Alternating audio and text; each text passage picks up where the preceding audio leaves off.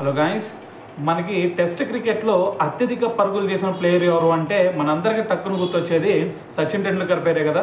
ఎందుకంటే సచిన్ టెండూల్కర్ చూసుకుంటే ఇప్పటి వరకు 200 టెస్ట్ మ్యాచెస్ ఆడితే దాంట్లో 15,921 రన్స్ చేశాడు. సో మరి అయితే ఆ రికార్డ్ని ఇప్పటివరకు ఎవరు కూడా బ్రేక్ చేయలేకపోయారు. మరి ఆ దరిదాపుల్లో కూడా ఎవరు రాలేదు.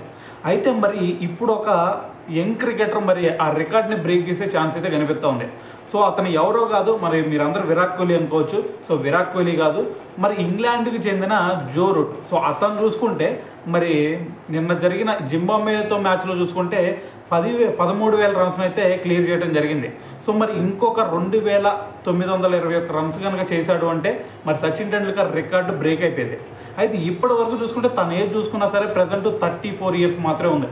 సో మరి తను ఇప్పటి వరకు 153 మ్యాచెస్ ఆడాడు. సో మరి 153 మ్యాచెస్లో 13,000 రన్స్ చేశాడు. సో ఇంకొక మనకి రేపు ఇంకా ఇంగ్లాండ్తో టెస్ట్ సిరీస్ జరగబోతోంది, అదొక బెనిఫిట్ అయ్యే ఛాన్స్ ఉంది. సో దాని తర్వాత వచ్చేసరికి ఇంకొక 25 మ్యాచెస్ కనుక ఆడాడు అంటే ఆటోమేటిక్గా ఇంకొక 3,000 రన్స్ను కూడా మరి కొట్టే ఛాన్స్ అయితే కనిపిస్తూ ఉంది.